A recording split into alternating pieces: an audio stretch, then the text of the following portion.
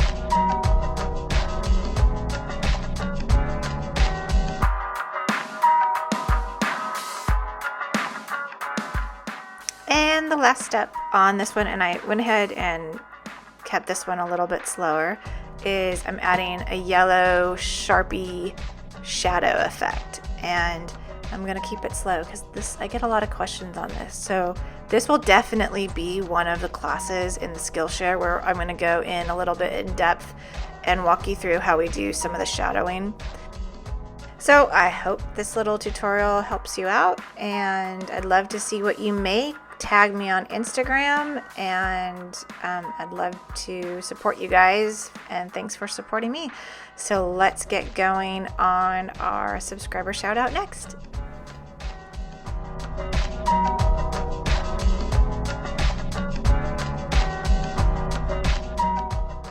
Okay, it's time for a subscriber shout out. So today the winner is Lisa. Okay, I'm going to use my Sharpies again, and I sped this one up a little bit, but I'm going to start out with doing some blues. And I decided to do 3 to see if I could get it to blend a little bit better, and I actually really like how these 3 worked out. So again, use a piece of paper on the side, pick your 3 colors, and then just start blending away. The key is to really saturate. See, I'm really putting a lot of ink down in between, and then you really just use the ink from the other colors to blend. So I'm going to slow the S down because I want you to really see how I'm doing this. And I'm kind of just fixing my lines, going in with the lightest color that I have, and now I'm going to pick up the second lightest color, so I guess the medium range color that I'm using, and I'm going to put that one down, and then I go back with my lighter color, and I'm blending and adding more ink right on the top. And because of the type of marker it is, this is what really helps it to blend, because the ink spreads a little bit. And then my final color is the darker blue. Then I'm going to go in with the mid-range color and blend the mid-range color in with the darker color. So there's a lot of picking up colors. You got to make sure that you keep them kind of organized so you don't accidentally grab the wrong color. I think I did that like almost 3 times while I was doing this because I'm just quickly trying to get it filmed for you guys. So don't be like me. Go slow. Take your time.